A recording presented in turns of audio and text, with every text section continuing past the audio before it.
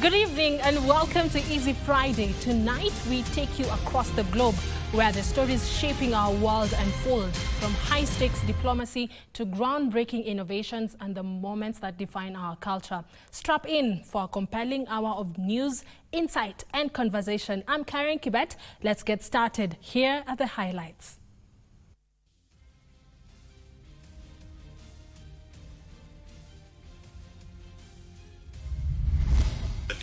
The claim that the Senate rushed to conclude the impeachment or sat on non-gazetted days has not met the required threshold.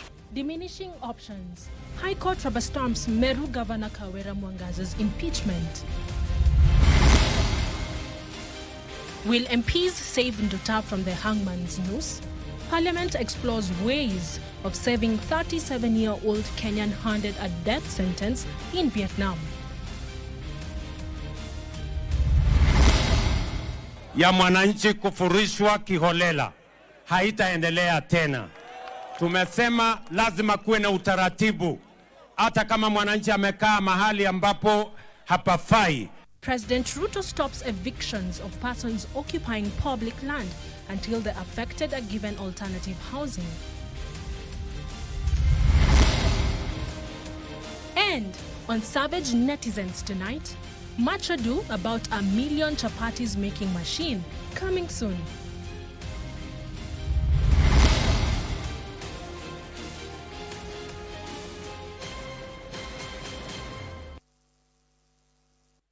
Welcome, this is Easy Friday. Our sign language interpreter this evening is Anne Wangeshi.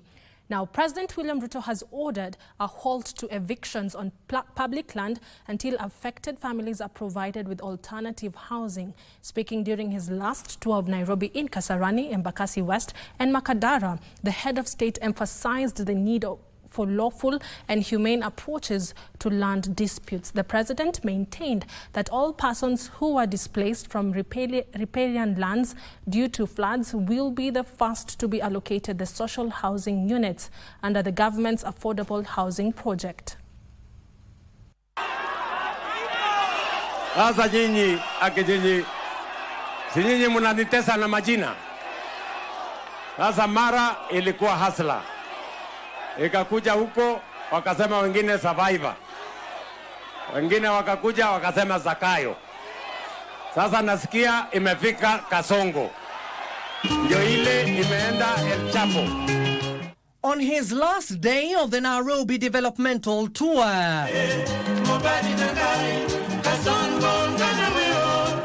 President William Ruto traversed Kasarani. Sasa huyu Kasongo ni nani? Kasongo ni nani? Mimi ndio Kasongo. Embakasi West and Makadara constituencies. Mimi naona kuna watu hapa na sijui chapati imefanya makosa gani chapati kwa hii dunia. Sasa nyinyi jameni. Simultanimaliza na hii majina.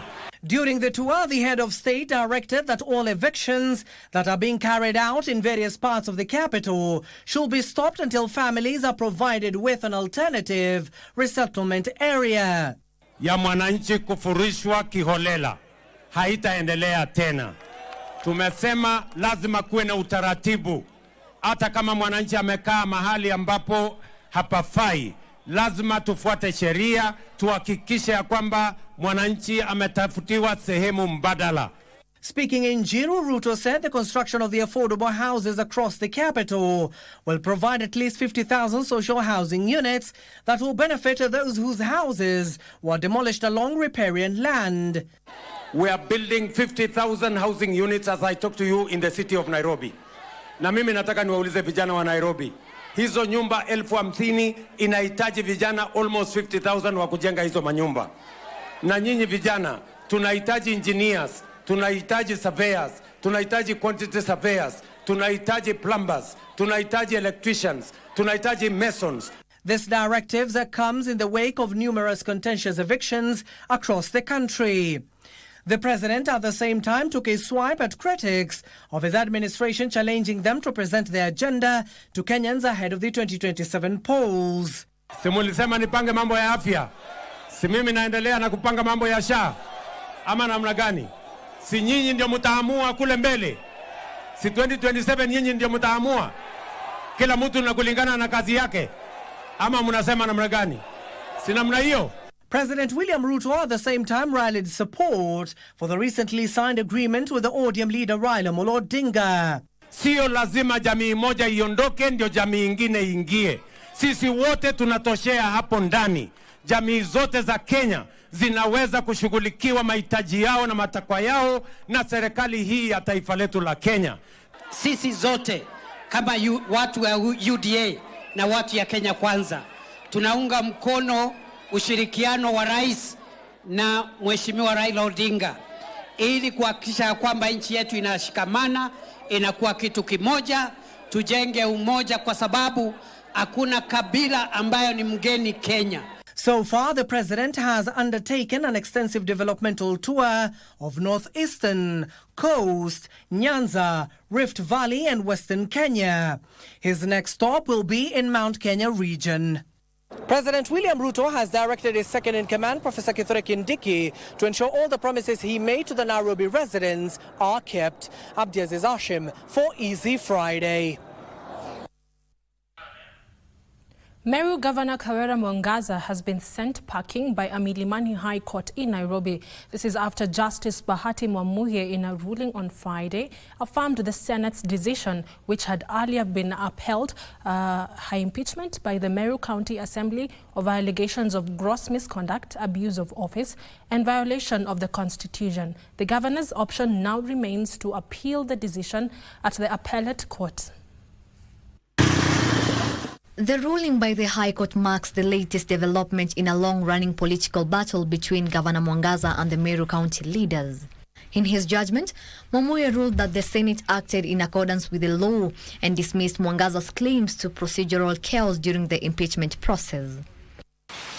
Similarly, the claim that the Senate rushed to conclude the impeachment or sat on non-gazetted days has not met the required threshold. Justice Mwamuye emphasized that Mwangaza was granted an opportunity to defend herself before the Senate and was adequately represented by legal counsel. The petitioner has not demonstrated how the Senate's action of expediting the hearing and determination of the matter before it deprived her of an opportunity to be heard or was indicative of a preconceived outcome. Mwangaza was first impeached in December 2022, but the Senate dismissed the charges. However, in a second attempt in August 2024, the Meru County Assembly strongly voted to remove her from office, citing misuse of county funds, nepotism, and undermining constitutional office. The court has assessed the totality of the impeachment process and found that the petitioner was given ample opportunity to present her case and respond to allegations leveled against her. To remove the petitioner from office as the governor of Meru County by way of impeachment is affirmed for the purposes of these proceedings.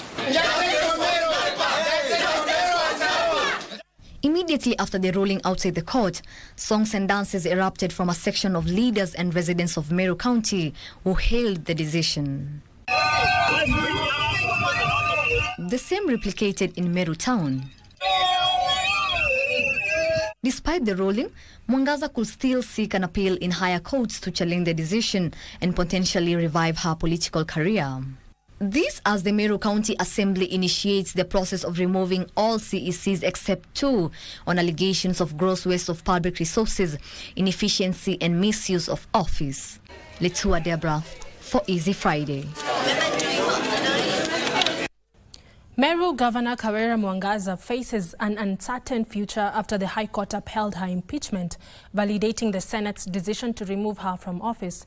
The ruling delivered on Friday marks a major setback for Mwangaza, but the legal battle may not be over. With her political career hanging in the balance, what options does Mwangaza have? Will Mwangaza fight on, or will Meru usher in a new governor? Ben Chumba reports. Review of whether the Senate ought... After months of political turbulence, the High Court's decision to uphold Governor Kawera Mwangaza's impeachment appears to seal her fate unless she secures a lifeline from the Court of Appeal. But even if she pursues the legal battle, the timing could be crucial. You see, the High Court has upheld the fact that the Senate was correct. The Senate was right. It was lawful. It was legal. And that is the law now. So unless she runs to the court and gets an order, which she can easily do, then of course the county assembly could actually, and the people of Meru would come in and vote in their deputy. And it's lawful. I mean, as long as the county assembly does it legally and procedurally in accordance with how the rules provide. If Mwangaza challenges the ruling, the Court of Appeal could issue directions as early as Monday or Tuesday. This matter has been litigated in the county assembly. It has now been litigated in the Senate. Then it has been brought to the High Court. I think Kenyans also should reach a point where they really want to be civil and save both the people's time and the people of Meru and the country generally. I mean, there are many things Kawira can do. And the political chess game does not end there. With MCAs filing fresh impeachment and censure motions against key officials in Mwangaza's administration, the power struggle in Meru is far from over. The Devolution Act and the Constitution itself, once a governor goes, his people are exposed. The county assembly then can come in and now decide to actually appoint new ones. But when you look at the way the MCAs and the people of Meru have been galvanizing themselves, it is as though they don't feel that that should be their governor. And it started so fast after the elections. If the battle continues, the Supreme Court could ultimately have the final say. But for now, the fate of Meru's leadership will be determined by what happens in the coming days. Ben Chumba, Easy Friday. Now, the case of a 37-year-old Kenyan lady, Margaret Nduta Macharia, who is facing a death sentence in Vietnam, is now before Parliament, with the Committee of Defense, Intelligence and Foreign Relations directed to get answers on government's intervention. This follows a statement presented by the nominated MP Sabina Chege that is raising fears that the appeal window is almost lapsing, with the family fearing for the fate of their kin. National Assembly Speaker Moses Wetangula has since directed the relevant committee to liaise with the Ministry of Foreign Affairs and that of Defense and communicate with the family on steps, if any, the government is taking to secure a lesser sentence as pleaded by the family. Nduta was sentenced to death after being found guilty of being in possession of 2 kilograms of cocaine and was given 7 days to appeal. Nduta is said to have traveled to Vietnam through a recruiting agency for a job opportunity when the incident happened.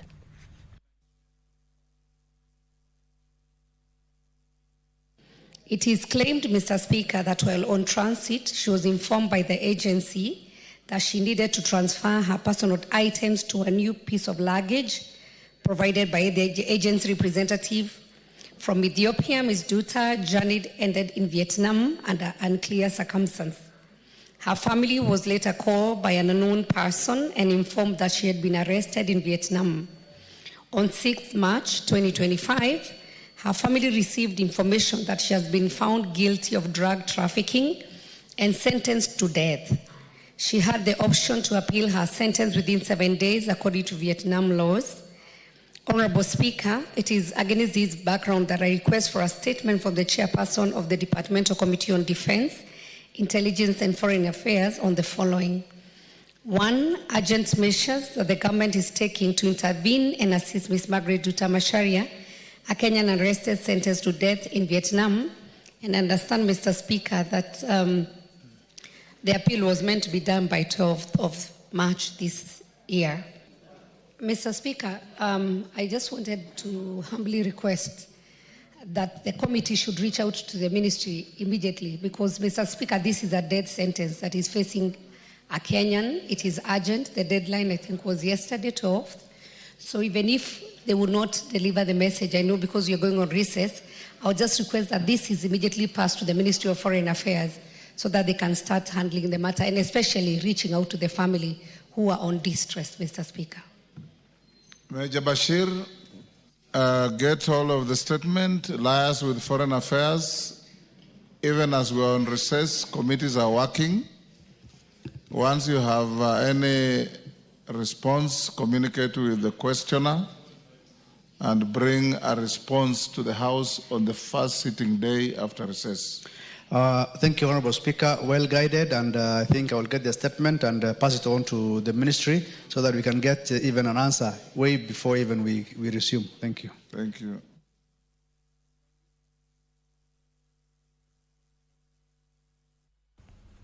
Interior Cabinet Secretary Kibbett Murkomen has read a riot act to criminal gangs operating along the border of Narok-Kisii counties. The CS stated that he would not allow goons to terrorize the locals in the disguise of providing security. He made the remarks during a peace meeting in the troubled Kiango area where skirmishes erupted between the Maasai and Kisii communities following incidents of livestock theft. Friday morning, Interior Cabinet Secretary Kibbett Murkomen led top security officers and local leaders from Narok-Kisii counties for a peace meeting at the troubled Kiango area. The place was an epicenter of the recent altercations between two communities following cattle theft. Kule tumefanya mkutano wa tauni yetu ya Kilgoris. Tukasema hiyo kelele ya mpaka isifike ndani ya Kilgoris town. Kwa sababu sisi tunataka kufanya area ambayo iko na amani. Here, Cabinet Secretary Murkomen put criminal gangs operating along the border of Narok-Kisii counties on notice. Na sisi kwa upande ya security tumekubaliana kwamba mtu yoyote mwenye anaiba haitoshi kurudisha ng'ombe. Turudishe ng'ombe, lakini tutoe mwizi ni nani, ashikwe na apelekwe kotini. Kama kuna wezi wawili ama watatu, and we don't operate in the law of the jungle. Kuna sheria ambayo iliwekwa hata na wazee wa amani hapa. Tushirikiane na community yote ya pande zote mbili ili tuweze kuanzisha mpango ya kumake sure kwamba ile amani ambayo imedumu hapa kwa miaka 20 na zaidi isipotee. The Cabinet Secretary challenged the warring communities to embrace dialogue and to avoid incidents that can divide them along tribal lines. No criminal gangs that are operating and terrorizing wananchi in the name of providing security. All those gangs on both sides of the border must be dismantled forthwith. Hatutaki kusema kwamba vijana kutoka Maasai peke yao ama kutoka Kisii peke yao. Tutaunganisha timu moja inakuwa kama ni Maasai 6 wa Kisii 5 ama opposite, so that ndio tuweze kuhudumisha amani for the next 2 months. Ningependa kuwapongeza sana wananchi wa sehemu ya Bomachoge Borabu na wananchi wa sehemu ya Kilgoris kwa namna ambayo mmekubaliana kwa kauli moja kwamba tusitishe mapigano, tuweke amani. Amani, amani, amani. He revealed that the government is currently procuring 5,000 vehicles to the police service in a bid to boost security among Kenyans. Moving on, a section of opposition leaders has condemned what they term as an orchestrated move by the government to illegally seize a land property owned by the Kenya Railways retirees. Led by Wiper Party leader Kalonzo Musyoka, the leaders say the disputed land situated along Valley Road area in Nairobi County was legally allocated to the retirees through a cabinet memo dated 4th May 2005 as part of their retirement benefit scheme. They further claimed efforts to reclaim property by the pensioners have been thwarted and frustrated by state agencies, including the police. Now, according to the retirees, they have, in accordance with the law, partially disposed the property, and any move by the government to repossess the land will plunge them into undue suffering and countless losses. The pensioners now want the government to urgently address the tussle. Retirees were sent home by Kenya Railways without their pension. Kenya Railways, pursuant to a cabinet memo, vested in their retirement scheme this subject property. It has come to their shocking attention that a person high up in government who has the knack of grabbing public land is at it again. They have chased the poor pensioners out of their property on Valley Road, and the said property is now under police protection, and you can witness this for yourselves. as a private developer, quote unquote, demolishes houses of the poor retirees. This land has already been sold following the steps that should be taken in any legal sale. They have been paid 320 million out of the 400. Only 80 million is pending. And I believe it was sold to a Kenyan. Since the sale process has not been completed, the property still belongs to the trustees of the Kenya Railways Corporation. I repeat, since the sale property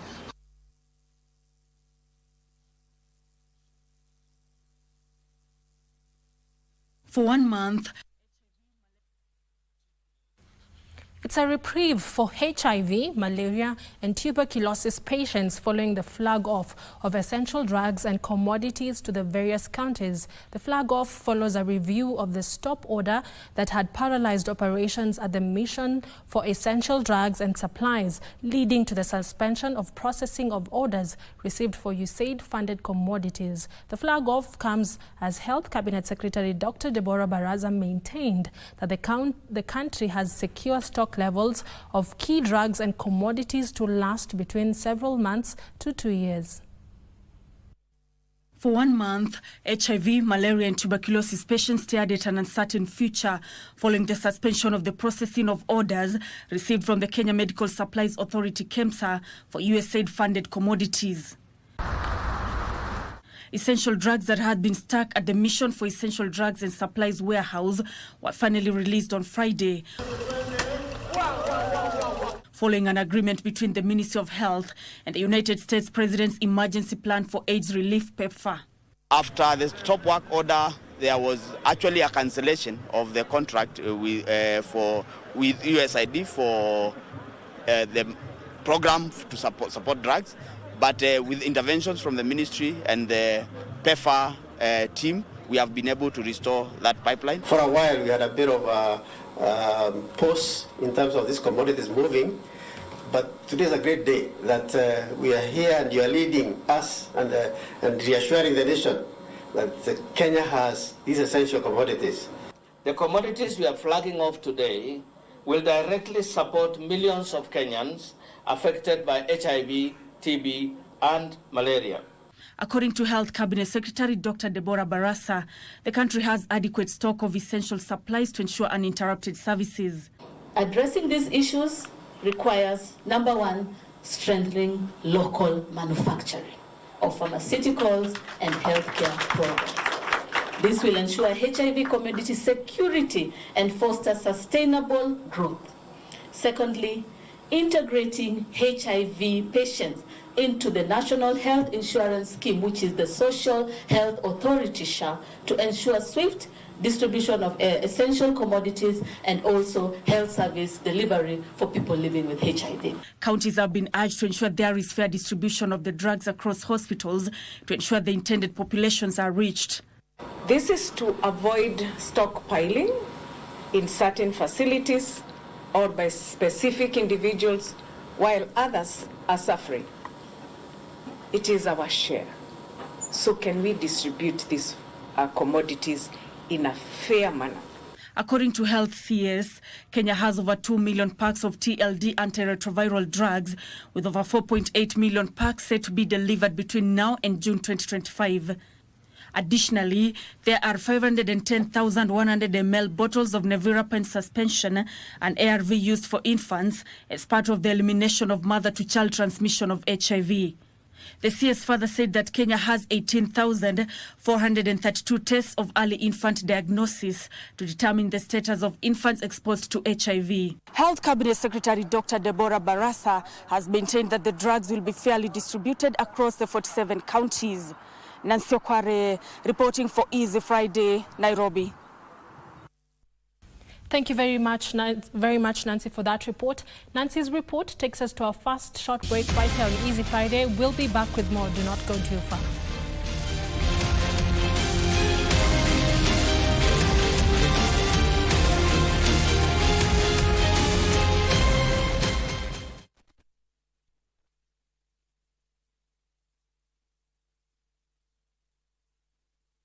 Kupitia star 570 hash tunakupa nafasi ya kuchomoka na this beautiful Mazda Demio. Enjoy a beautiful, clean, semi-leather interior, low mileage, fuel-efficient 1300cc engine, great for personal use and business. Ukitaka kujishindia gari hii, kucheza ni rahisi sana. Chukua simu yako, bonyeza star 570 hash, chagua option 3. And for only 35 shillings, hii gari inaweza kuwa yako. Kumbuka kucheza mara kadhaa, because the more you play, the higher chances of wewe kuwa mshindi. Mungu ni mwema, asante Mungu. Ile nitakuwa naendesha hivi. Dial star 570 hash and make this dream car yours.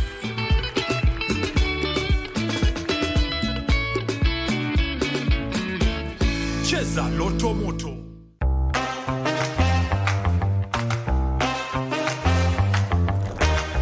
The two sessions, China's annual political season, brings together the country's lawmakers and political advisors to chart the way forward for the nation. It captures global attention as geopolitical and economic tensions rise. So what impact will this have on Africa? We take an in-depth look at China's two sessions and explore what lies ahead for Africa.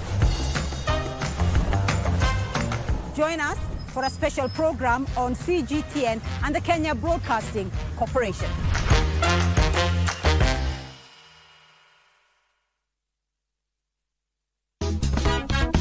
Boxing. Why boxing? How did you get into boxing? Ilikuwa kitu ulikuwa unataka? Is it something that you always wanted to be? Ama kuna mtu alikusaidia ndio ukajipata hapa? Nili-choose boxing, I think, juni kitu yenye nilikuwa napenda. I think pia ilikuwa nataka sana kulearn self defense. Mtu mwenye nilikuwa naangalia nikisema siku moja nitakuwa pale hata mimi. Leila Ali. Kitu naweza sema wazazi msichagulie watoto sport. Mtoto akitaka kuingia sport yoyote wacha ingie. Mimi wakati niliingia boxing mamangu alikuwa ananiambia hapana, sitaki hiyo mchezo. But mimi mwenyewe nilisema ni mimi ndio naenda. Sio wewe mama. Tell me one thing that people do not know about you. Kabisa. Mimi nakuanga muoga pia. Hata mimi ni muoga, naogopa nyoka sana.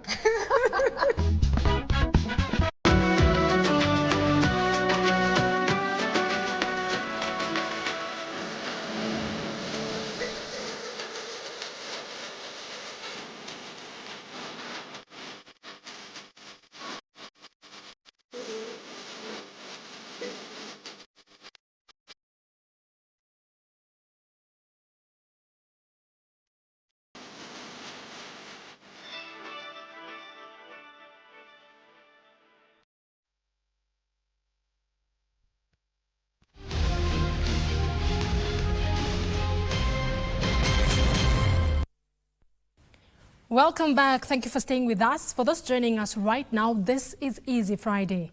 Now, doctors in the country are threatening to down their tools starting March 18th over their inability to access medical services under the Social Health Authority. Now, according to Kenya Medical Practitioners, Pharmacists and Dentists Union Secretary General Dr. Atela, doctors are suffering due to the government's failure to remit to SHA doctors' monthly contribution of 2.75 deducted from their salaries. Claims of inaccessibility to Social Health Authority medical services continue to emerge, with doctors the latest to issue complaints over the issue. But the union makes us strong. Speaking in Nairobi on Friday, KMPDU leadership under Secretary General Dr. Atela has accused the government of denying their members access to healthcare by failing to remit to the Social Health Authority shift and medical allowances deducted from the doctor's salary. Averagely, most of our members pay around 9,000 shillings per month for shift. Above and beyond that, they pay another 6,000 shillings every month from the medical allowance to the public officers medical fund, so that they can get an enhanced cover beyond what shift offers. The access to health care for doctors, for public servants, for civil servants is a right.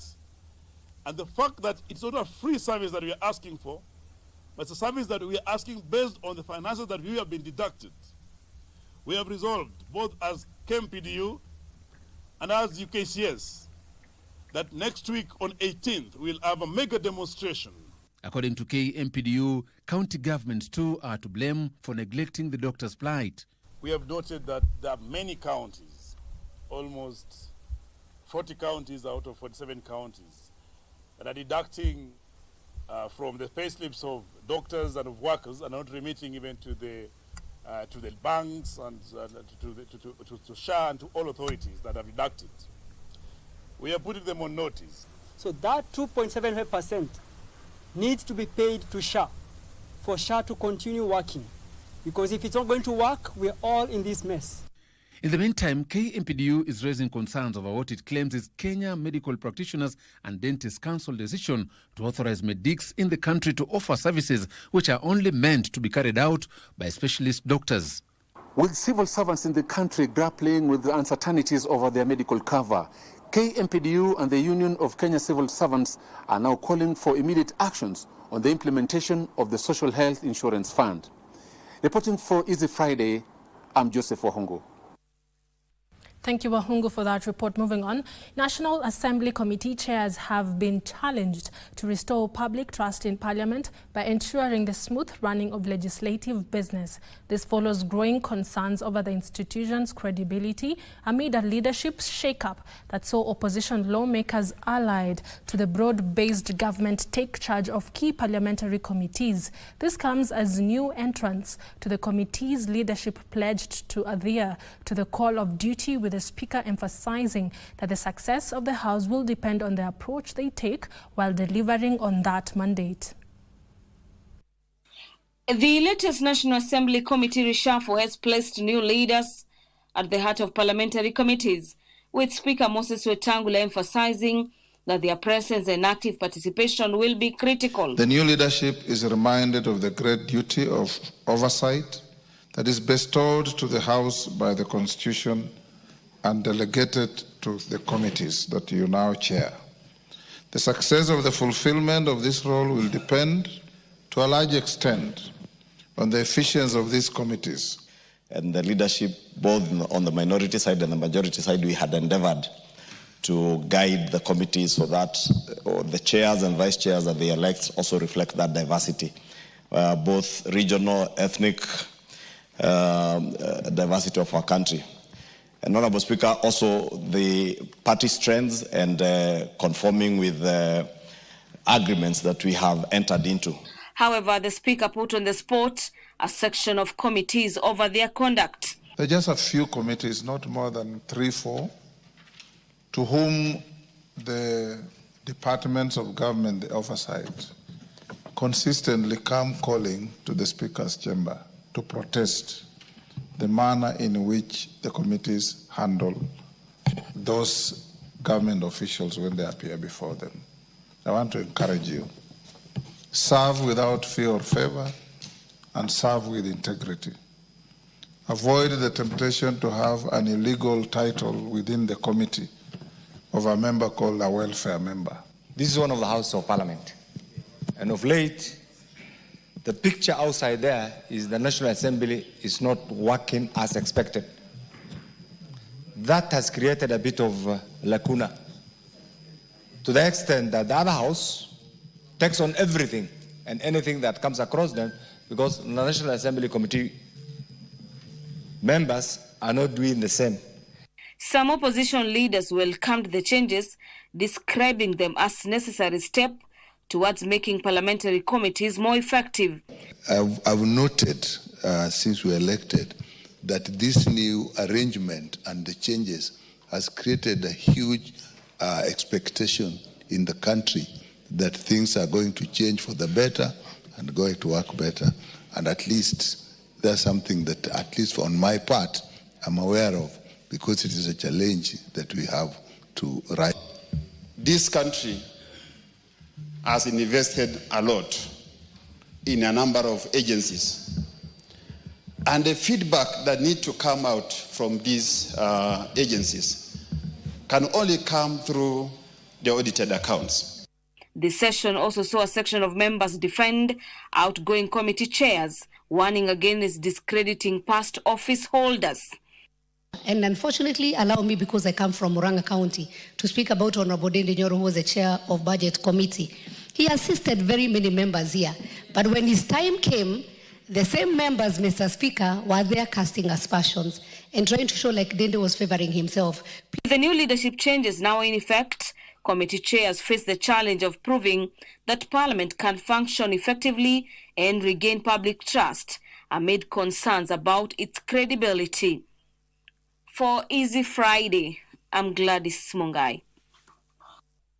Thank you, Gladys, for that report. Now, a Milimani Anti-Corruption Court magistrate has recused himself from hearing the graft case against Thika Chief Magistrate Stella Atambo. Principal Magistrate Charles Ondieki cited his close friendship with Atambo and the Judicial Officer's Code of Conduct as reasons for stepping aside from the matter. The file has now been placed before the head of station for further directions on Monday, 17th March. Our reporter, Deborah Letua, with more details. A day after EACC conducted searches at the residence of Thika Chief Magistrate Stella Atambo and stated it obtained relevant documents and information to support the investigations, including 2 million shillings in cash, suspected to be proceeds of corruption. Her defense team, a battery of lawyers led by Dr. John Kaminwa, have strongly criticized the EACC for bypassing the Director of Public Prosecutions in the application for a search warrant. Anti-corruption Principal Magistrate Charles Ondieki was further told that the search, which resulted in the seizure of Kenya shillings 2 million, was unlawful due to non-disclosure of material facts. I mean, in any event, 2 million shillings. 2 million shillings is not an amount of money that should be so outrageous, that should, bring a lot of discord with the members of the public or surprise us that you are having 2 million shillings in the house. Only. I mean, 2 million shillings is just pocket change. Meanwhile, Atambo has applied to cross-examine the EACC investigator who conducted the search at her residence. We shall be writing a complaint to the Director of Criminal Investigation to investigate one, Nicholas Muringe, and the others for uttering false documents and giving false information to a public officer being a magistrate. Atambo, a chief magistrate at Thika Law Court resident, was investigated following numerous complaints from the public alleging she demands and received bribes from accused persons. As this unfolds, Milimani Principal Magistrate Charles Ondieki has seized of the matter, citing family ties with Atambo, and handed the file to his boss. I recuse myself from this matter. This court directs that the file be placed before the head of station for appropriate directions. In this connection, there will be a mention before Court 1 on 17th March 2025 at 9 a.m. A stay order preventing any action against Atambo remain in force, awaiting further directions from the head of Anti-Corruption Court. The orders for the search warrant and any consequential action thereof has been stayed by the Honorable Court, and we hope that even as we appear before any other court of competent jurisdiction, that the court will consider both sides and balance the wheels of justice while upholding the dignity of this judicial officer. Letua Deborah for Easy Friday.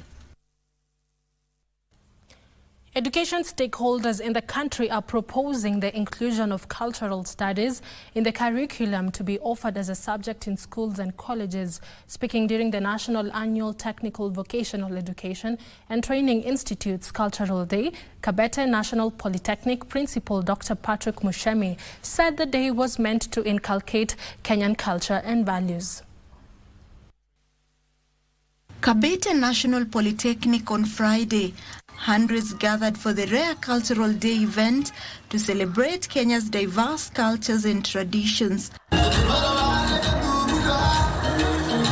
From the Samburu and Maasai's bold red and intricate beadwork to the lively woven grass skirts of the Akamba community and the carefully worn shukas and cloaks of the Gusii community.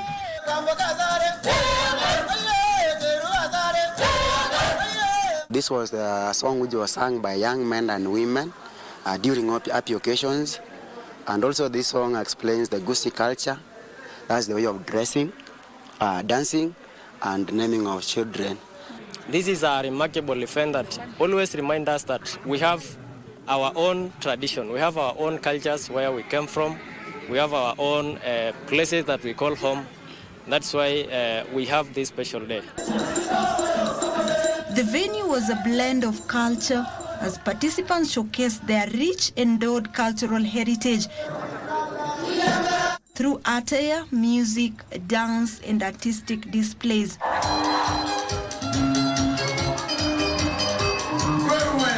Crowning the annual Kibbett cultural event were education stakeholders who are keen to emphasize the importance of incorporating cultural studies in the school curriculum to bridge the eroding Kenyan traditional culture and values. It is not very good to throw our history behind, and that is why we did have to keep with it. And even the Western culture that we may be trying to adapt, remember it's also culture in the other Western countries. So we still have to keep ours because that is where we belong. Further adding that the annual cultural event also give learners a platform to showcase and tap into their talent. You also know that outside here in this country, we have some great artists who are not so gifted academically, but they are earning quite a lot. Calls have been made to learning institutions to adopt culture in the curriculum that will enhance the preservation of our traditional culture. Opicha Chemtai reporting for Channel 1 News from Kibbett National Polytechnic. Thank you, Chemtai, for that report. Moving on, private security firms in Kenya are joining forces to establish the National Service Walinzi SACCO, set to be launched in April. The SACCO will provide a platform for the over 1.2 million security guards to save and access credit for self-development. Speaking in Nairobi during a consultative breakfast meeting with the security sector, executive officers, the SACCO chairman Isaac Andambwa, said the move is part of the broader efforts to reform the sector, ensuring guards receive fair wages and professional training. He urged employers and workers to join the initiative for long-term economic stability to address financial struggles faced by security guards, including salary delays and lack of access to affordable loans. We were under the Ministry of Labour, but we found that the Ministry of Labour is not effective in terms of enforcement of the laws governing the private security industry.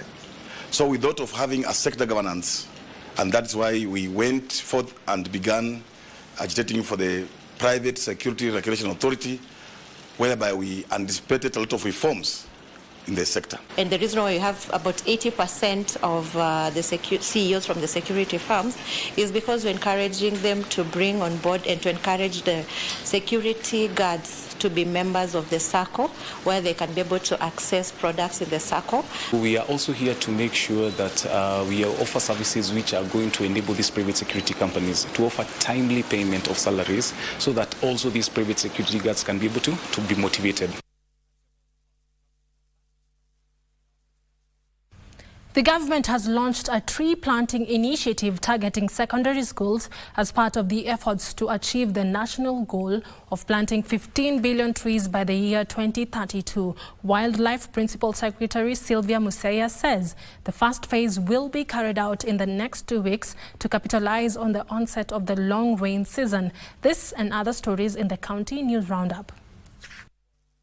During the launch of the initiative at Lenana School in Nairobi County, Wildlife Principal Secretary Sylvia Museya emphasized the importance of engaging young people in environment conservation efforts and help mitigate the effects of climate change. We agreed that I will facilitate Principal Kimei through KJ the 500,000 tree seedlings for this school and for the entire Dagoretti South. The government and our constituency Dagoretti South, that we shall manage the change that is climate change.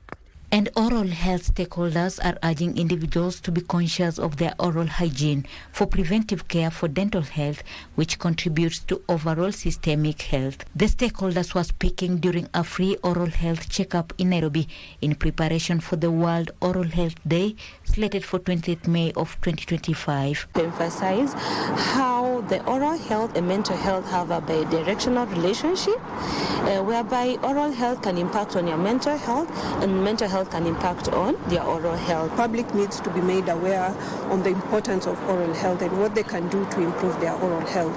And we are saying that they need to now ensure that they visit their dentist at least twice a year, where they're able to identify any issues, whether there's early dental caries, and we can offer preventive measures for that. Meanwhile, the Kenya Union of Post-Primary Education Teachers has issued a 7-day notice to the government to release 11 billion shillings for the teachers' medical scheme, failure to which they will call for industrial action. The union also noted that schools are yet to receive over 28 billion shillings capitation, forcing head teachers to send students home. The government are spending bills for education amounting to around 64 billion dating back to 2018. And you see, this is the future of our children. So when you delay capitation, you are trying to delay the future of our children. In Kajiado County, medical services have been paralyzed as the nurses' strike enters its second week today, saying they will not return to work until their grievances are addressed. They want the county government to meet their demands before returning to work. We will continue to be on strike until our issues are resolved, each and every issue. Because you can imagine we have third-party remittances like CPF. They have not been remitted for 17 months, deducted in our pay slips and not remitted anywhere. We have gaps. Our people are in CRB and nothing is done about that. In Kiambu County, dairy farmers in Mikobo village in Deya sub-county are counting losses over increased theft cases of their dairy cows. The residents are calling on security agencies to help curb the insecurity menace in the area. Usalama iongezeke katika eneo hili. Juu kama sasa nimerudi nyuma kabisa. Hizo ng'ombe zilikuwa zimezaa mwezi jana zote mbili. Sasa hata dama kama pale mmeikuta hapo, sina hata maziwa ya kupea hiyo dama. Kwa hivyo zimeachwa hivyo na ingine nilikuwa nimenunua juzi, kwa hivyo nimeenda hasara kubwa sana. Martini Maslin for Easy Friday.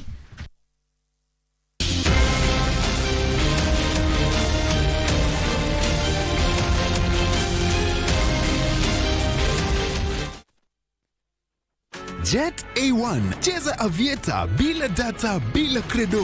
Dial *892# for instant takeoff. Pepea bila pressure kucrash au kucash out. Aviator bila data, aviator bila credo. Uko na kabambe, wewe pia ni rubani mnoma. Dial *892#. Jet A1, michezobet.com. Cheza kwa kuwajibika. Kushiriki ni miaka 18 au zaidi. BCLB license number 0000664.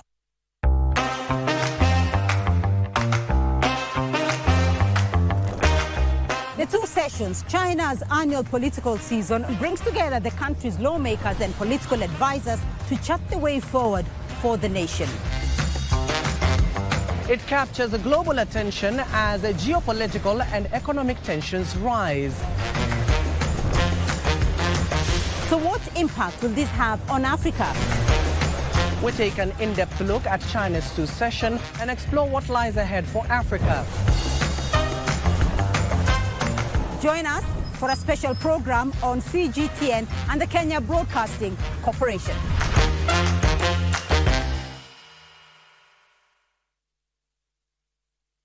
Yeye akawa ulemavu, mwishowe akawa na hiyo ugonjwa ya kansa. Tulikuwa tukiona upimbe kidogo inarudi inapimba. Tulikuwa tukifikiria ni chino. Anazunguka kila kona na akiingia penye anaingia, chochote chenye amepata ndiye anakula. Hata usiku ndiye alikuwa akitoroka usiku. Tukaona ya kwamba hili tusave tu yeye, tuweke kamba, at least tumene tu kwa milango. Sasa amezoea kufungwa na kamba. Amezoea kufungwa na kamba. Yu tukiwa na yeye namna hii, saa hii tulipo. Kuna wakati yenye ni violent, yenye anapika watu, hata watoto, hata nini. Siliona mwingine aking'ang'ania mkono, mwingine mkono hii, tuwe tunasaidiana.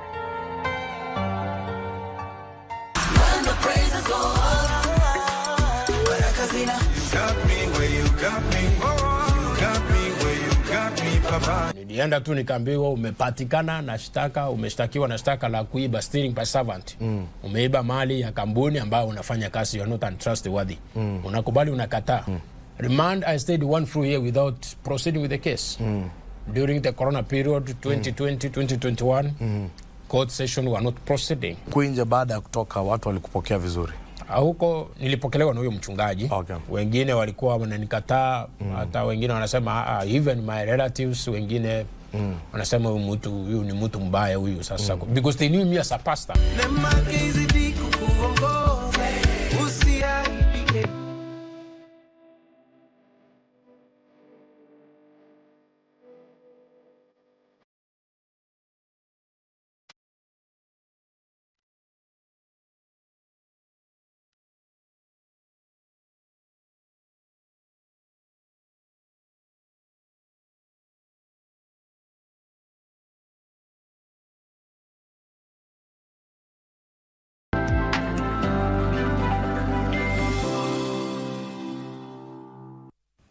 Welcome back to Easy Fridays. Now time for us to take a look at what's making headlines in the world of business. I'm holding fort for my colleague Wairimu Jenga. Now, fuel prices will remain unchanged for the next month, according to the latest review by the Energy and Petroleum Regulatory Authority. This has been helped by tapping into the Price Stabilization Fund to cushion customers from the increased average landed cost of petroleum.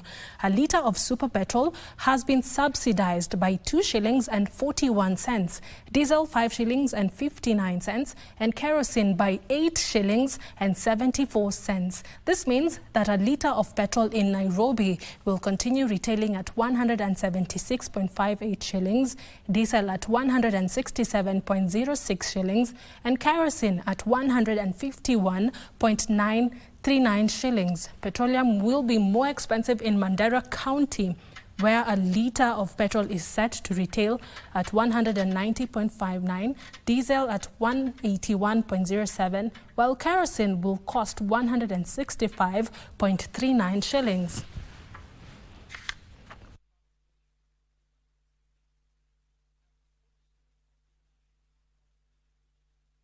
Moving on, the private sector is expected to raise 600 billion shillings for irrigation projects that will be put 1 million acres of land under irrigation in the next 10 years. This is according to the Irrigation Principal Secretary, Ephantus Kimotho, who says the government is drafting public-private partnership documents to incentivize investment in irrigation infrastructure. Plans are underway to set up a credit guarantee scheme for irrigation investment under the National Irrigation Sector Investment Plan. The scheme will act as a guarantor for farmers purchasing irrigation equipment on credit in efforts to de-risk investment in irrigation infrastructure. Also not been able to develop good concepts which can help us be able to unlock the climate funding potential. The government has also pledged to offer rebates and tax exemption for irrigation equipment and companies to boost investments. By 2027, we'll have reduced our rice food imports by 40%, and by 2032, we aim to reduce it by 100%. 600 billion shillings is required to put 1 million acres under irrigation in the next 10 years, an amount to be invested by the private sector. To us, putting infrastructure of 1 million acres, we require 598 billion shillings. And of that, 61% of that will be driven by the private sector. Kimotho says the government is evaluating bids from 2 investors keen to commit 130 billion shillings to put 200 acres under irrigation at the Galana Kulalu Food Security Project. We have an interested party from UAE who is currently doing feasibility studies to ascertain as to whether it's a viable project to them. So that one is still under feasibility study. Benson Rioba reporting for Easy Friday. Now, small businesses could see a 26% growth in sales by leveraging gaming marketing to reach more consumers. Speaking during the launch of its gamified platform in Kenya, Gadit licensing manager Gunwald Bakelin says interactive technologies offer an avenue to reach out to a wide range of customers. Analysis by Modo Intelligence projects Africa's gaming industry to hit 310 billion shillings this year and grow to a further 529 billion shillings by 2030, with a compounded annual growth rate of 11.6%. In Kenya, the industry is expected to generate 3.2 billion shillings in revenue this year alone. With many users going online supported by internet adoption and smartphone ownership, Kibbett Kenya is now tipped to help companies expand their operations.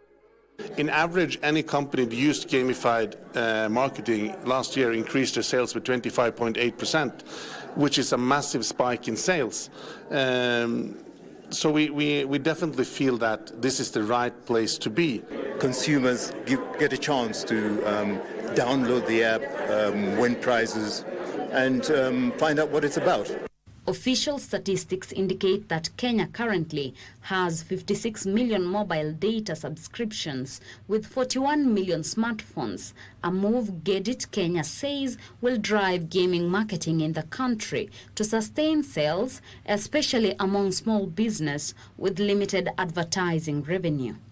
A lot of people use gaming or games to kill time, whether in taxis in the morning, trotros or Ubers going to work. So now they could play and at the same time win something. Through the platform, Kibbett says brands can incentivize users through personalized gaming, where they also get rewards. The Engineers Board of Kenya has customized a training focusing on emerging disciplines such as robotics, artificial intelligence, and smart infrastructure. Engineers Board of Kenya CEO Engineer Margaret Ogai says the training aims to align with global trends as well as equip Kenyan engineers with cutting-edge skills for an evolving job market. We have a full raft of programs, right from the engineering education.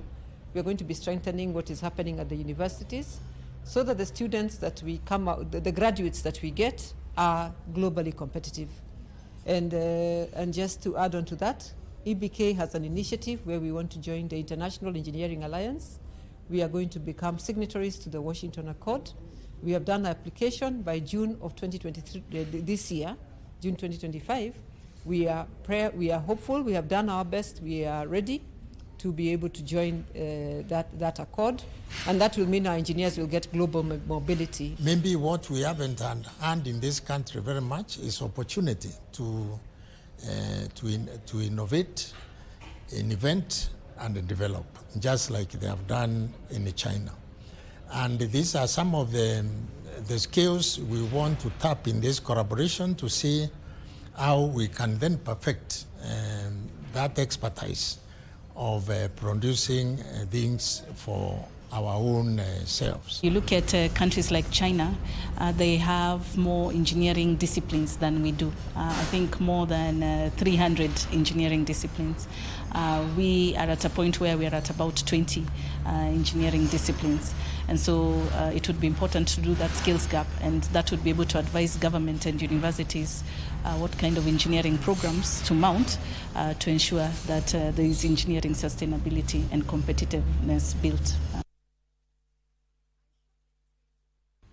Now, Kenya is focusing on connecting those living in remote and marginalized areas to the national electricity grid, off-grid solutions, and the integration of renewable energy technologies as the country targets to connect every household and business by the year 2030. This is contained in the draft National Energy Policy 2025 to 2034 that is currently undergoing public participation. Under the draft policy, Kenya plans to provide universal access to clean cooking by the year 2030, reduce reliance on traditional biomass fuels, and promoting cleaner, healthier alternatives. There are several strategies which are being called for in this policy. One of them is, of course, to develop power production from renewable energy sources. Renewable energy sources, the cost of production is coming down drastically. We can equip our boreholes with the solar water pumps. When we have this water, our people can use for domestic use and also for irrigation. That means we are able to produce food for our people. We are also trying to ensure that the stakeholders are well engaged and sensitized on the petroleum policy so that we can get areas of improvement, as well as maintaining a clear roadmap towards launching of this national petroleum policy in June of 2025.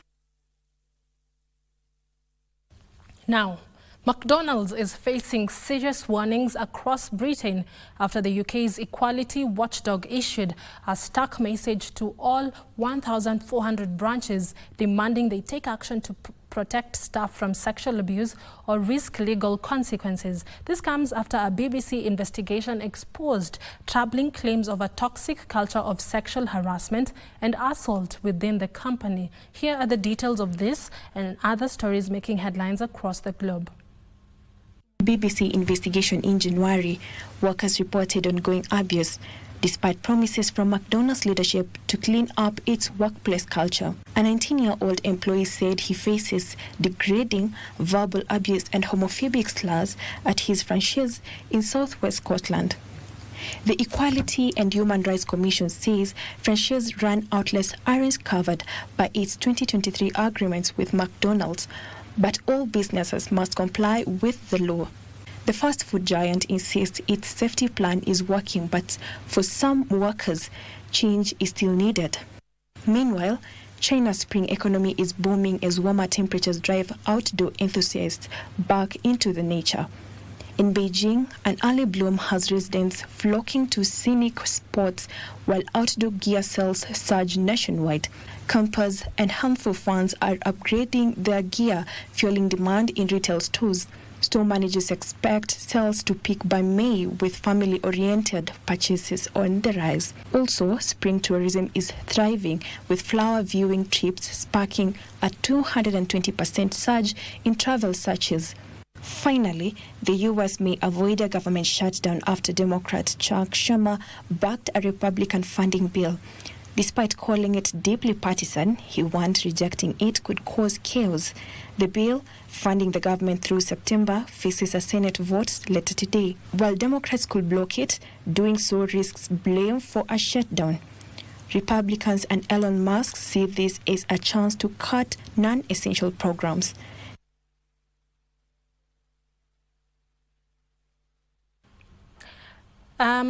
We will be taking a short break, and right after that short break, we will be back with sports. Our reporter Daniel Wahome is in studio already, standby with the sports news. Don't go too far.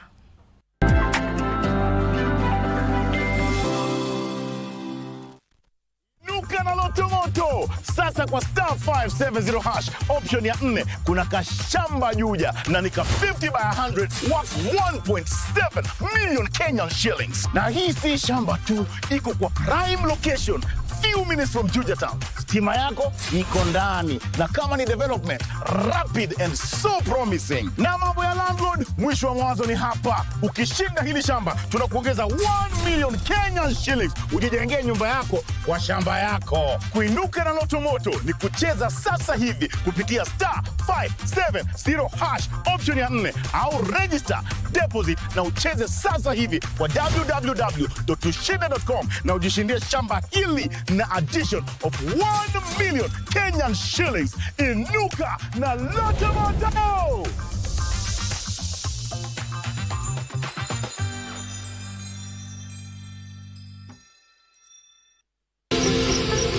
Wiki hii kwenye Mkulima tutaangazia kuhusu ufugaji wa mbegu za samaki. Usiweke akili sana kwa kutafuta white collar jobs. Mtu anaweza anza kama sisi wenye tulianza na locally available. Ni nini iko? Tuanze na hiyo yenye iko hapo.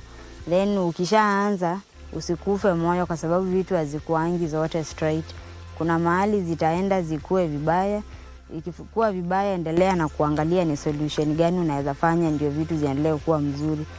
Kisha tuone jinsi ya kuwapa wakulima mafunzo mwafaka ya ufugaji na kilimo.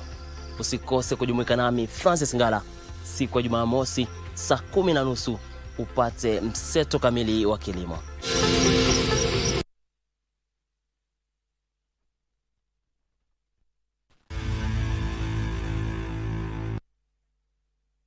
A very good evening to you. My name is Daniel Wahome and welcome to Prime Edition Sport. Now, the Special Olympics Kenya floorball team is determined to make it to the podium tonight in the Special Olympics World Winter Games in Torino, Italy.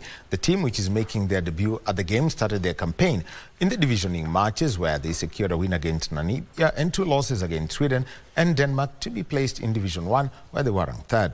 The semi-finals saw Denmark beat Kenya to the finals where they'll play Sweden in the gold medal match. Kenya will play Namibia in the bronze medal match where they're determined to put up a strong performance. The Special Olympics Kenyan team is expected back in the country this Sunday. So we are hoping to be given a team that we are able to beat so that we can qualify for the finals. So in the finals now, when we compete, of course, we go for the gold or silver. But automatically now, to this far, we qualify for bronze and above. Yes. Thank you so much. Yeah, you're welcome.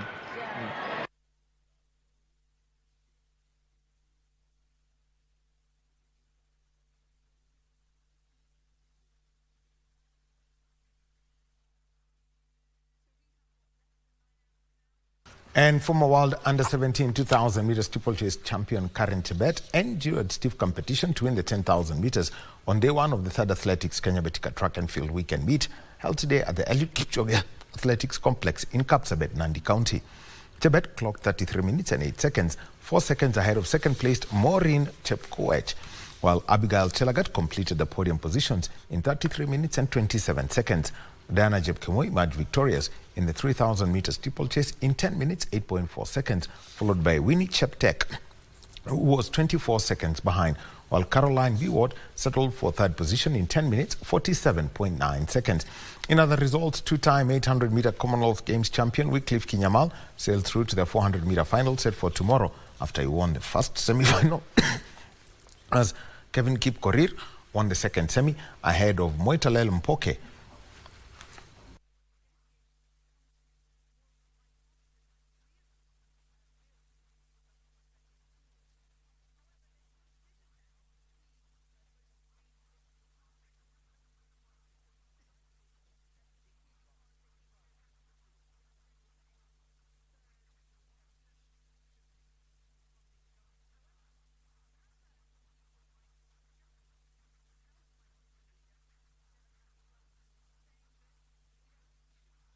Now, the national men's soccer team Harambee Stars are determined to come out victorious in next week's FIFA World Cup back-to-back qualifiers against the Gambia and Gabon, which will be televised live on KBC Channel 1. The team embarked on intense training under new head coach Benny McCarthy, who has an ambitious plan to revive their hopes in the qualifiers, where they're scheduled to travel to Gambia for Thursday's match in Cote d'Ivoire before they host Gabon in Nairobi on Sunday next week. Kenya is currently lying 4th in Group F with 5 points from 4 matches, with Cote d'Ivoire at the top with 10 points, followed by Gabon with 9 and Burundi with 7. Gambia are 5th with 3 points, while the Seychelles tail with no points. Only the top teams from the 9 qualifying groups will advance directly to the FIFA World Cup finals, while the 4 best-placed runners-up will battle out in another round to determine who will represent the continent in a playoff tournament.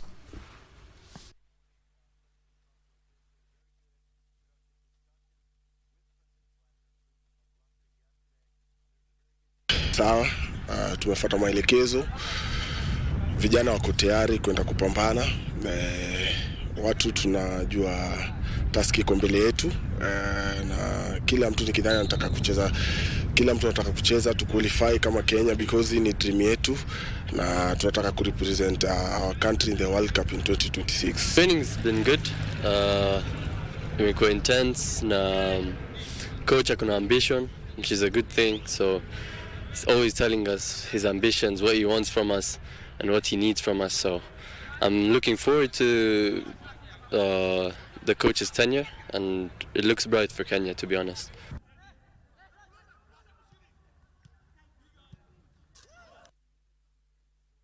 Now, the Kenya Defence Forces women's volleyball team trounced Kenya Army 3-1 during their Kenya Cup encounter at the Kasarani Indoor Arena. KDF won the first 2 sets 25-20, 25-21, but Kenya Army bagged the 3rd set 27-25. KDF have wrapped up the win when they won the 4th set 25-18. KDF moved to 3rd place in the standings following that win as Kenya Army continued to search for its first win in the tournament. Meanwhile, in the men's matches, Equity Bank defeated Kenya Army in straight sets of 25-20. well, by 3 sets, one of 25-22, 22-25, 25-17 and 25-20 to knock them out from the tournament. KPM maintained their unbeaten run after they beat APK in straight set of 26-24, 25-13 and 25-20, while KDF saw off Chema Volleyball Club in straight sets of 25-21, 25-17 and 25-17.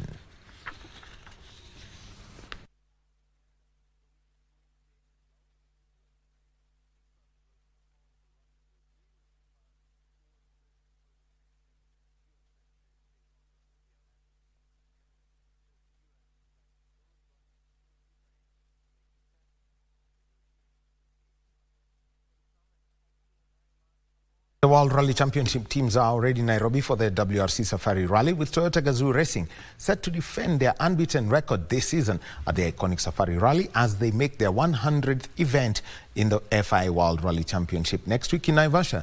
Since making their debut in 2017, the team has reached the milestone with an impressive record, having made a perfect start to the defense of their manufacturer's title. They secured a 1-2 finish and maximum points in the opening 2 rounds in Monte Carlo in Sweden. Elvin Evans heads to the only African round of the championship as a driver's standings leader, following his outstanding victory in Sweden. Notably, the GI Yaris Rally 2 will make its African debut with 4 customer entries among the top 6 crews on the WRC2 entry list.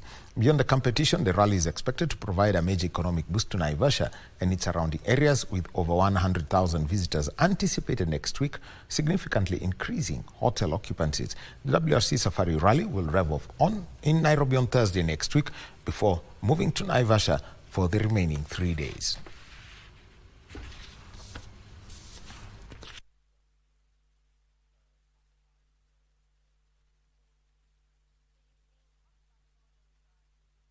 And Kenya's hope of securing a medal at the ongoing IBA World Boxing Championships in Niš, Serbia, were dashed last night after Elizabeth Andiego suffered a controversial quarter-final defeat. Andiego lost her elite women's light heavyweight bout to China's Wang Xiaomeng in the second round by a referee's stop contest decision. She had advanced to the quarterfinals after receiving a bye. The bout took a challenging turn for Andiego after she was penalized for holding her opponent in the first round.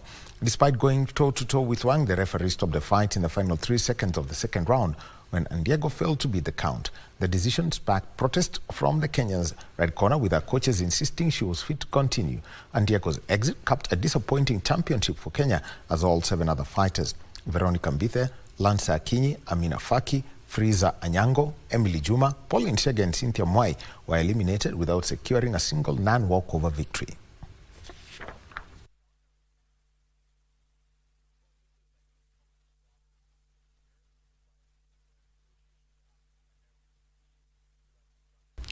Now, Tusker FC dislodged Kenya Police at the top of the FKF Premier League standings after defeating Posta Rangers by 2-1 at the Dandora Stadium. The win sends Tusker to the helm with 44 points, 2 ahead of Police FC, who play Murang'a Seal tomorrow. Sofapaka beat Nairobi City Stars 2-0 to move to 6th place on the standings with 33 points. Jack Onganya fed Sofapaka into the lead after quarter now. Kindaki wa Sofapaka leo anatoa dola bado na ching.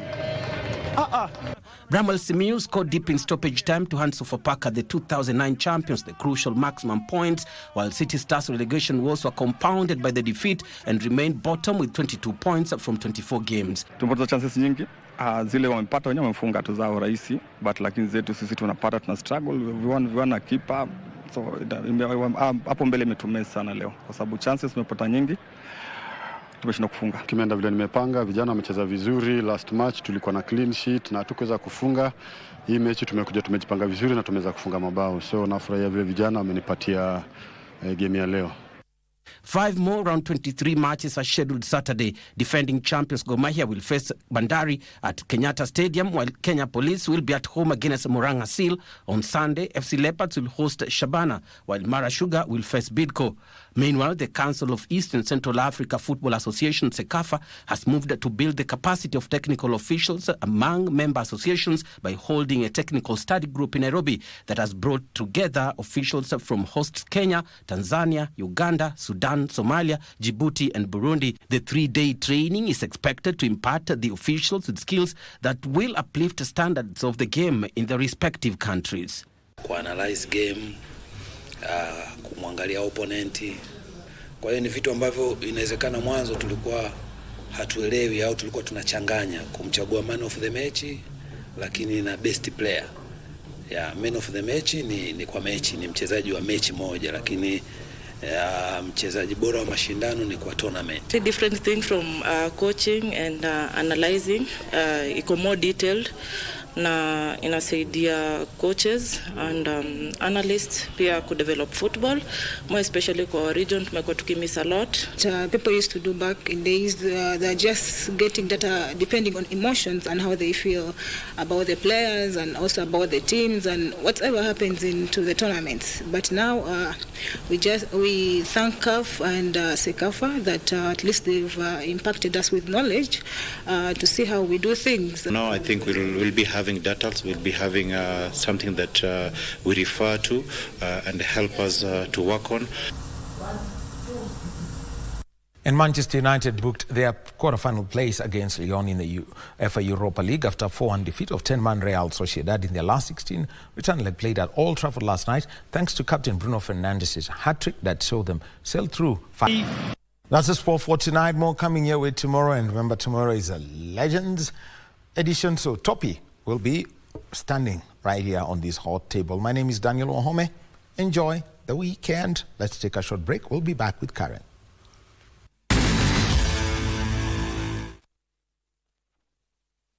Jet A1, cheza avieta bila data bila credo.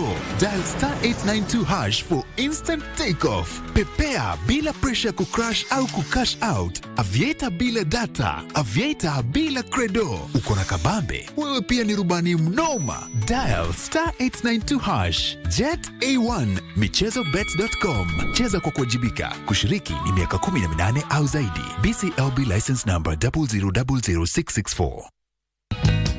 What are we having for lunch? Oh God, bless and sanctify our food. Amen. I forgot you pray. What do you think is in the envelope? Unamaanisha? Focus, Dan, just focus. I hate losing. I hate looking like a fool. My report? You have good news. Yes! Yes! It's official. Everybody's in a happy mood. Tell me about the exciting news. Utaki nifurahi kama wewe? Umekuja kufanya? Afande. When is Dan coming back? Hey, Ruth. You're here with the sender. It is a Romali, backpost chance, goal! Cote d'Ivoire are back in the game! The FIFA World Cup 2026 Africa qualifiers match schedule is up for match day 5.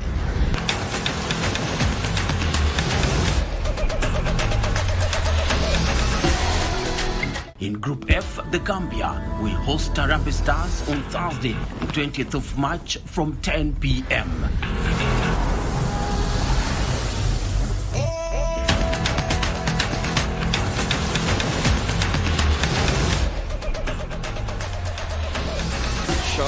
And which may show here. And yes, the breakthrough's there for Kenya. Catch the action live from Alassane Ouattara Stadium in Abidjan, Ivory Coast, live and exclusive. KBC Channel 1, your true sports partner.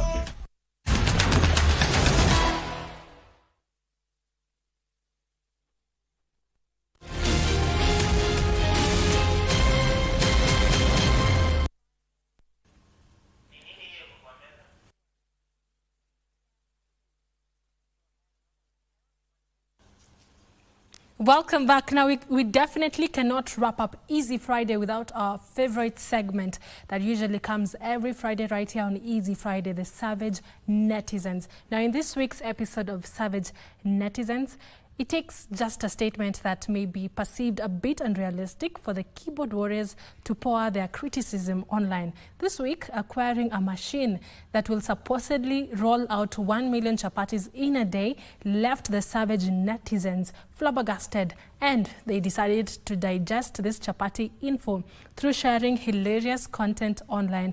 Our very own Tess has this particular report. Listen in.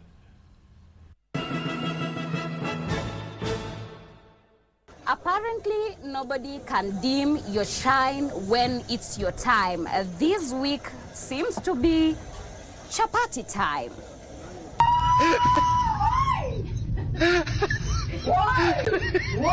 Where did this week's drama start? Na nimekubali nitamnunulia mashine ya kutengeneza chapo. Sasa wewe gavana, tafuta mahali ya kununua mashine ya kutengeneza chapo $1,000,000. Hiyo ni kutufanya zero. Hiyo ni kutufanya zero. Yep, you heard it right. 1,000,000 chapatis a day. God damn it. Chapati, fam. You know what I'm saying? Chapati. These had netizens scrambling to their keyboards to share sarcastic, if not hilarious, content. And soon, the social media realm was hit with a banging wave of mixed reactions. Nimekubali nitamnunulia mashine ya kutengeneza chapo. Sasa wewe gavana, tafuta mahali ya kununua mashine. Uko mgonjwa wapi? Sijaumwa na kichwa. Ati nini? Kichwa, tumbo. Kichwa? Yeah. Shika dawa. Chapati moja. Waru supu na dengu 1 times 2. God have mercy upon us. Toka nje. And in a span of a week, Mr. President may have earned himself yet again another name that he publicly acknowledged. He even went further to talk about all the names he has been baptized by the savage netizens, straight from Kasongo to El Chapo. Huyu Kasongo ni nani? Kasongo yeye. Kasongo ni nani? Mimi ndio Kasongo. Kasongo mbona wewe? Mbona wewe? Haya. Na nasikia iko ingine imekuja inaitwa El Chapo. But despite the president saying there's nothing wrong with commissioning the 1,000,000 chapatis, netizens would not just let it slide. Chapone na dengu, omera WhatsApp. Chapone na dengu, wala inasikia njaa. Njaa, njaa, njaa, njaa.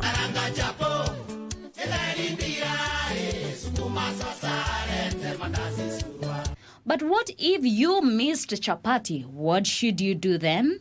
Nani anataka chapati $1,000,000? Unatuma neno chapati kwa 234567. Unaletewa chapati yako mahali ulipo. Other netizens wondered, what are we to eat the chapatis with? Sasa tunatembea tu na supu kwa mfuko. Just in case chapati itoke kwa hewe kupige sura. Some cyber surfers trying to analyze how realistic the initiative would be. Ukule chapati $1,000,000. Hiyo mathematics. Watu wa mahesabu. Na watu wa mahesabu, watu ya mathematics. Chapati bilioni gapi? Alafu sasa dego. Tuangalie Seems like you shouldn't cross the netizens line.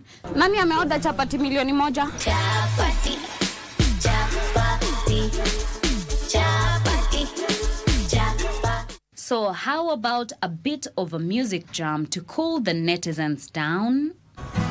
Niko hapa na mfupa, anapenda tu machapati, kishika zimahati, niko hapa na mfupa, anapenda tu. Well, that's it for us. Catch you next week on Savage Netizens. For Easy Friday, I am Teresa Mutai. Na mfupa, anapenda tu machapati, kishika zimahati. Kwa sababu ya wanati, na maodio.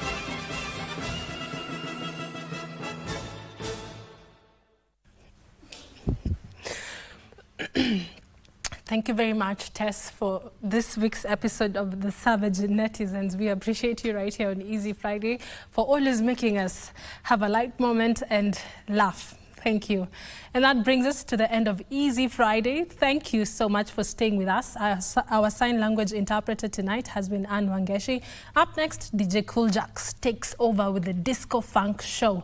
So stay tuned for an electric evening. DJ Cool Jacks, say hi. Thank you so much. Don't go too far. DJ Cool Jacks will be right back. I'm Caren Kibbett. Have yourself a peaceful night and a lovely weekend ahead. Good night.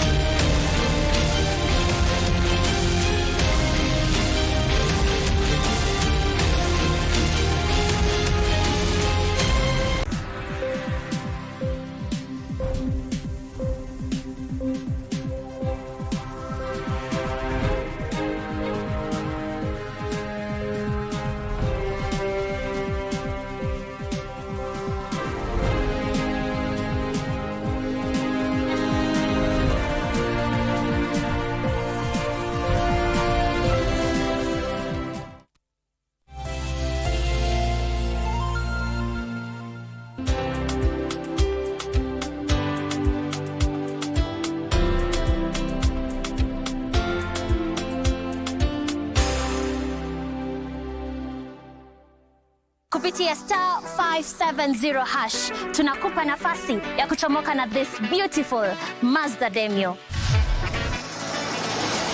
Enjoy a beautiful, clean, semi-leather interior, low mileage, fuel-efficient 1300cc engine, great for personal use and business. Ukitaka kujishindia gari hii, kucheza ni rahisi sana. Chukua simu yako, bonyeza star 570 hash, chagua option 3. And for only 35 shillings, hii gari inaweza kuwa yako. Kumbuka kucheza mara kadhaa, because the more you play, the higher chances of wewe kuwa mshindi. Mungu ni mwema, asante Mungu. Ile nitakuwa naendesha hivi. Dial star 570 hash and make this dream car yours.